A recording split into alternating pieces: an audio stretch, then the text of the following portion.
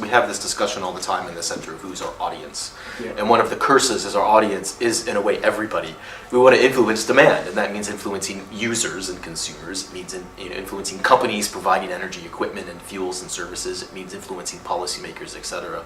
But I think who we really want to influence the most, if you had a hierarchy of impact, is policymakers and planners, people in parliament, people at different ministries like the Department of Energy and Climate Change. We really want to inform them and give them, I guess, independent data-driven analysis that's not just backed in opinion.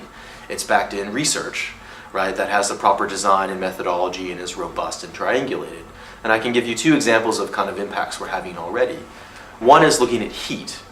So in energy systems and electricity in households, everyone always thinks about electricity, right? You think about appliances, think about the grid and decarbonization. We often don't think so much about heat, even though heat is used a lot more in terms of energy use over the year, given the cold climate here, given building stock, etc. And so what we've done there is kind of look at lessons accelerating more efficient heating systems in places like Denmark or Austria, and what that might mean for the UK.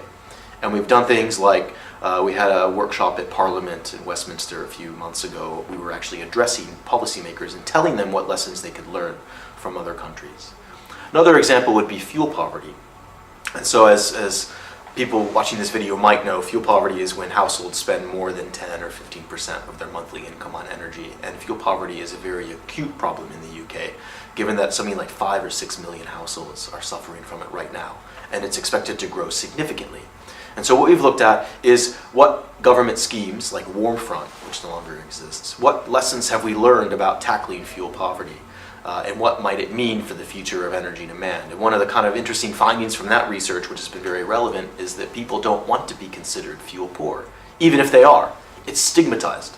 So that's very problematic, because if you have to self-select assistance programs, they themselves will tell themselves, even in denial, I'm not fuel poor, it doesn't apply to me. Which is why under Warmfront, something like half of the schemes actually were benefiting people who weren't really fuel poor. And so it's kind of this tricky social behavioral side to a well-intentioned program, and how those types of unforeseen consequences can really thwart policymaking efforts. And so those are two examples of how I think we just want to make better, more accurate, refined, flexible, data-driven policy in the